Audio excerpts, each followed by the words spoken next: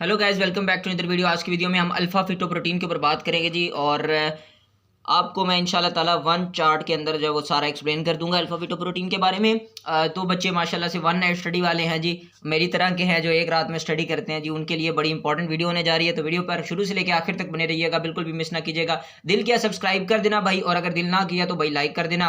बाकी आगे चलते हैं यार, वीडियो को शुरू करते हैं। अल्फा फिटोप्रोटीन मैं आपको बताऊं सबसे पहले ये है क्या।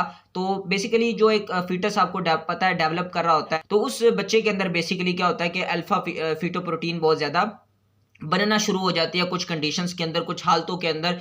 बाजुकात न्यूरल ट्यूब्स के डिफेक्ट्स होते हैं, बाजुकात जो है उसके सेंटर जो है वो सेंट्रल नर्वस सिस्टम नहीं बन रहा होता, बाजुकात ब्रेन स्कल वगैरह मिस होते हैं, एंसेफेली वगैरह होती है, या कुछ जो है वो एब्डोमिनल वाल के डिफेक्ट होते हैं, जिनकी वजह से क्या होता है कि ये बहुत ज्यादा बनना शुरू हो जाती है बॉडी के अंदर ना अल्फा फिटोप्रोटीन। तो जब ये बॉडी में बहुत ज्यादा बनती है तो उसकी वजह से हमें बेसिकली ये पता चल रहा होता है कि बच्चा जो आ रहा है बेसिकली उसके अंदर बहुत सारी कंडीशंस जो हैं ये हो सकती हैं, क्योंकि ये नॉर्मली बॉडी में ज्यादा नहीं होती। हमने जो मेजर प्लाज्मा प्रोटीन पढ़ी आपको पता है जी, वो कौन कौन सी हैं जी। मेनली आपको पता है कि एल्बुमिन है, ग्लोबुलिन है, इनकी लेवल को ऊपर नीचे हमने देखा है करके कि ये जो है ज्यादा होती हैं, ठीक है। नॉर्मली बॉडी के अंदर जो है वो जिस तरह हमने एल्बुमिन के बारे में पढ़ा था कि वो 60%, 60 to 70% एल्बुमिन आपकी बॉडी में 65% तक प्रेजेंट हो सकती है। प्लाज्मा प्रोटीन के अंदर अगर हम बात करें तो वो सबसे ज्यादा होती है। लेकिन जब हम अल्फा फिटोप्रोटीन की बात करते हैं बहुत कम होती है बॉडी के अंदर, इतनी ज्यादा इसकी अमाउंट नहीं होती। तो अब हम फीटस पे आते हैं कि फीटस जो है उसके अंदर बेसिकली क्या हो रहा होता है। सो माय डियर व्यूवर्स, देखें फीटस या जो एम्ब्रियो डेवलप कर रहा होता है उसके अंदर जो है वो क्या हो रहा होता है, उसका जो फीटस है या एम्ब्रियो है वो क्या बना रहा होता है, अल्फा फिटोप्रोटीन बना रहा होता है, ठीक है जी।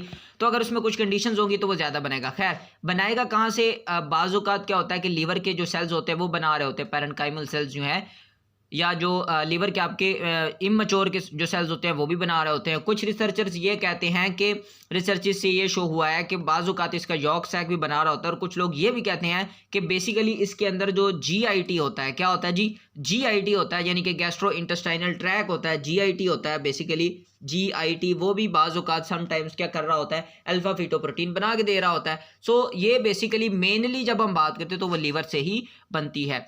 लेकिन जो इनिशियल स्टेजेस के अंदर हम कहते हैं कि सर यॉर्क सैक भी इसकी अल्फा फिटोप्रोटीन की प्रोटेक्शन कर सकता है। तो अब देखते हैं कि किन किन हालतों के अंदर अल्फा फिटोप्रोटीन का लेवल जो है वो बॉडी के अंदर बढ़ जाता है। मैटरनल ब्लड के अंदर जो हम कहते हैं कि जो माँ है उसके खून के अंदर जो अल्फा फिटोप्रोटीन बढ़ जाती है, तो वो किस बात को शो कर रही होती है कि जो बच्चा है उसमें क्या क्या बीमारी हो सकती है। तो माय डियर फ्रेंड्स, देखें बढ़ेगी क्यों स्पाइना बाइफीडिया। एक कंडीशन, स्पाइना बाइफीडिया क्या, न्यूरल ट्यूब का डिफेक्ट है। इसके अंदर क्या होता है कि जो बेसिकली पेशेंट होता है उसके अंदर जो स्पाइन है वो प्रॉपरली नहीं बन पाती, ठीक है। स्पाइन के अंदर एक ओपनिंग रह जाती है। मैं आपको तस्वीर दिखाता हूँ, आप ये तस्वीर में देख सकते हैं। देखें बच्चे के जो स्पाइन है उसमें एक ओपनिंग प्रेजेंट है जिसकी वजह से नर्व डैमेज भी हो सकती है। तो ये अगर प्रेजेंट है बच्चे के अंदर तो उसमें अल्फा फिटोप्रोटीन का लेवल ज्यादा होगा, जिसकी वजह से मटरनल ब्लड के अंदर जो है वो अल्फा फिटोप्रोटीन ज्यादा होगी। मैं आपसे भी डिस्कस करूंगा कि किस वजह से अल्फा फिटोप्रोटीन तो बच्चे में ज्यादा है, तो माँ के अंदर जो है वो अल्फा फिटोप्रोटीन क्यों ज्यादा हो रही है वो भी हम बात करेंगे। तो उसके बाद सेकंड चीज इज न्यूरल ट्यूब डिफेक्ट। देखिए न्यूरल ट्यूब डिफेक्ट जो है क्या है, न्यूरल ट्यूब वो ट्यूब है जो बेसिकली आगे जाके सेंट्रल नर्वस सिस्टम बनेगी, ठीक है। तो स्पाइना बाइफीडियस की एग्जांपल है। तो न्यूरल ट्यूब में अगर कहीं खराबी है उसकी वजह से भी अल्फा फिटोप्रोटीन ज्यादा आएगी। इसी तरह अगर एब्डोमिनल वाल का डिफेक्ट है, एब्डोमिनल वाल का डिफेक्ट में अंदर क्या होता है कि देखिए आपको मैं तस्वीर भी दिखा रहा हूँ कि इसके अंदर क्या होता है कि एब्डोमिनल वाल में ओपनिंग रह जाती है। उस ओपनिंग में आपको कुछ नजर आ रहा होगा कि बच्चे के जो है वो पेट में से कुछ इंटेस्टाइन आ रही है, तो वो एब्डोमिनल वाल उसकी बेसिकली ओपन रह गई, ओपनिंग आ गई उसके अंदर। अगर बच्चा ऐसा है तो भी अल्फा फिटोप्रोटीन का लेवल क्या होगा, ज्यादा। इसी तरह एनेंसेफेली बाजुकात क्या होता है कि आपको पता है कि ये बड़ी सीवियर किस्म का जो है वो न्यूरल ट्यूब एक डिफेक्ट एनेंसेफेली जो है, इसके अंदर क्या होता है कि मेजर पार्ट जो होते हैं ब्रेन का, जो ब्रेन है, स्काल्प है, वो मिस हो जाता है। और बेचारा बच्चा जो नवमौलूद बच्चा जो बेसिकली पैदा होता है, वो बच्चा जो है पैदा होते ही बहुत जल्द उसका जो है वो इंतकाल हो जाता है, वो अल्लाह को प्यारा हो जाता है। तो बेसिकली जो है बहुत ही जल्दी वो मर जाता है। तो अगर ऐसा बेसिकली कंडीशन एंसेफेली है बच्चे में, एब्डोमिनल वाल का डिफेक्ट है, स्पाइना बाइफिडिया, न्यूरल ट्यूब डिफेक्ट है, तो उस केस के अंदर मैटरनल ब्लड में अल्फा फिटोप्रोटीन ज्यादा आएगा। अभी हमने इसको ट्यूमर मार्कर के तौर पर डिस्कस नहीं किया कि नॉर्मली जो है वो अडल्ट के अंदर हम इसे किस तौर पर ले रहे होते हैं, तो उसके ऊपर भी अभी हम बात करेंगे। लेकिन देखते हैं कि मैटरनल ब्लड के अंदर अल्फा फिटोप्रोटीन अगर कम आ रही है तो फिर क्या वजह हो सकती है। सो डियर व्यूवर्स, देखें लो लेवल क्यों होगा, लो लेवल ट्राइसोमी 21 की वजह से हो सकता है, ठीक है। नॉर्मली जी आपको पता है कि किस तरह से क्रोमोसोम्स जो हैं वो प्रेजेंट होते हैं, इस तरह से आपको पता है कि प्रेजेंट होते हैं ना, दो बेसिकली इस तरह से प्रेजेंट होते हैं। लेकिन बेसिकली अगर क्या है कि जो 21 नंबर है उस पर क्या है 3 प्रेजेंट हैं, तो या जिसे हम डाउन सिंड्रोम कहेंगे, या ट्राइसोमी 18 बेसिकली है, यानी कि 18वें के ऊपर 3 प्रेजेंट है, एडवर्ड सिंड्रोम है, तो उस केस के अंदर क्या होगा कि अल्फा फीटोप्रोटीन का जो लेवल है वो बॉडी में क्या आ जाएगा, कम आ जाएगा। अब हम बात करते हैं कि मदर में क्यों रेस करता है, चलिए वो डिस्कस करते हैं।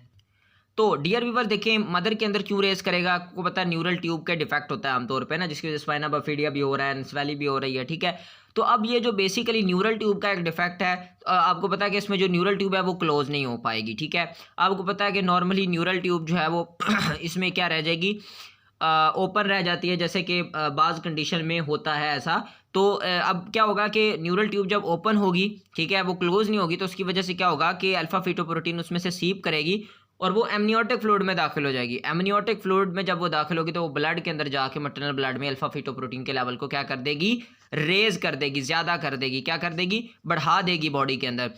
इसी तरह अब हम ज़रा थोड़ी सी बात करते हैं कि जो अल्फा फीटोप्रोटीन है इसकी डायग्नोस्टिक इंपॉर्टेंस क्यों, यार हम क्यों इसका लेवल चेक करवाते हैं। सो व्यूअर्स, इसको हम ट्यूमर मार्कर के तौर पर भी इस्तेमाल करते हैं जब हम किसी भी तरह के कैंसर को डायग्नोस करते हैं, खासकर लीवर के, टेस्टिकल्स के या ओवरीज के कैंसर को डायग्नोस करने के लिए हम इसको इस्तेमाल करते हैं। अगर मैं आपको बात करूं, इसकी 3 बड़ी इंपॉर्टेंट आइसोफार्म होती हैं जी, L1, L2 और L3, ठीक है। तो बेसिकली ये तीनों ट्यूमर मार्कर के तौर पर इस्तेमाल होते हैं। अगर हम बात करें L3 की, तो L3 की अगर परसेंटेज टोटल प्लाज्मा प्रोटीन में से 10% से ज़्यादा आ रही होती है तो हम हिपैटोसेलुलर कार्सिनोमा जो है वो डिक्लेयर कर सकते हैं, ठीक है। यानी कि हम ये बेसिकली इस तरह से कर सकते हैं, ये कह सकते हैं कि आने वाले 21 महीनों के अंदर ये कभी इम्कानात हैं कि इस पेशेंट के अंदर जो है वो क्या होने जा रहा है, हिपैटोसेलुलर कार्सिनोमा होने जा रहा है, यानी कि लीवर सेल्स जो हैं उनके अंदर जो है वो कैंसर होने जा रहा है इन मरीजों के अंदर। तो L3 जो है वो इसकी ट्यूमर मार्कर के तौर पर मैंने इंपॉर्टेंस बताई कि इसकी अगर टोटल प्लाज्मा प्रोटीन में 10% से ज़्यादा आने लग जाती है तो ये भी मसला क्रिएट करती है। खैर, तो ये जो है ट्यूमर मार्कर के तौर पर भी हम इसको इस्तेमाल कर सकते हैं। Now let's talk about what is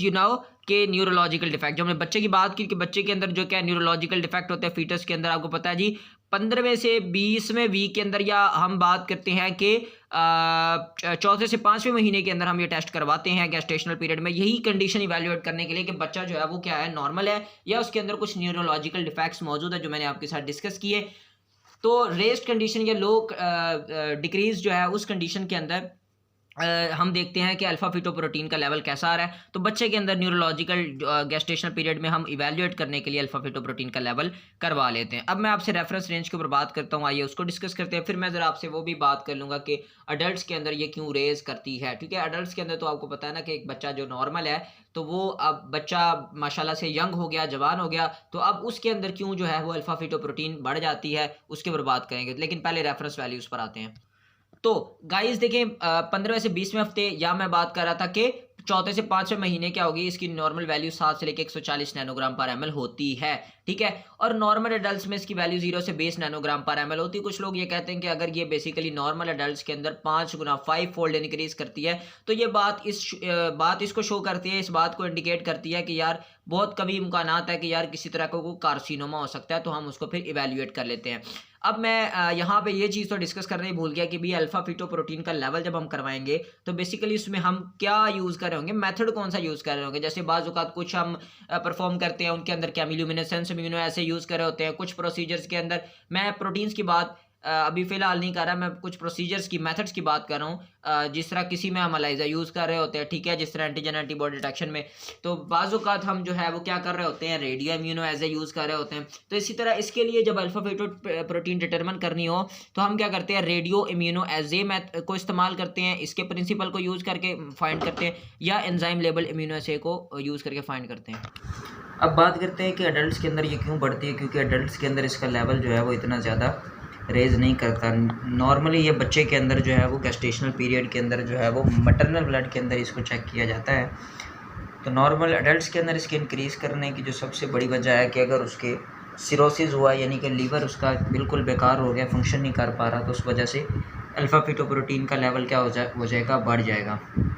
यानी कि लीवर के अंदर हो सकता है कि किसी तरह का कैंसर हो, उस वजह से भी इसकी लेवल बढ़ सकती है। इसी तरह हेपाटाइटिस के अंदर भी क्या होगा कि इसका लेवल इंक्रीज़ कर जाएगा, और टेस्टिकुलर कैंसर या हेपाटोमा जो है लीवर सेल्स के कैंसर के अंदर भी क्या हो जाएगा, इसका लेवल बढ़ जाएगा। क्योंकि कैंसर हम कहते हैं ना अनकंट्रोल सेल डिवीजन होती है, तो इस वजह से इसके बहुत ज़्यादा जो है वो बनना शुरू हो जाएगा कैंसर के सेल, और वो इसी लिहाज से ओवरऑल ज़्यादा अल्फा फीटोप्रोटीन बनाना शुरू कर देंगे। उम्मीद करता हूँ वीडियो आपको अच्छी लगी होगी। दिल किया तो लाइक कर देना और ना दिल किया तो सब्सक्राइब कर देना। मिलेंगे नेक्स्ट वीडियो में, तब तक के लिए इतना ही। अल्लाह हाफ़िज़।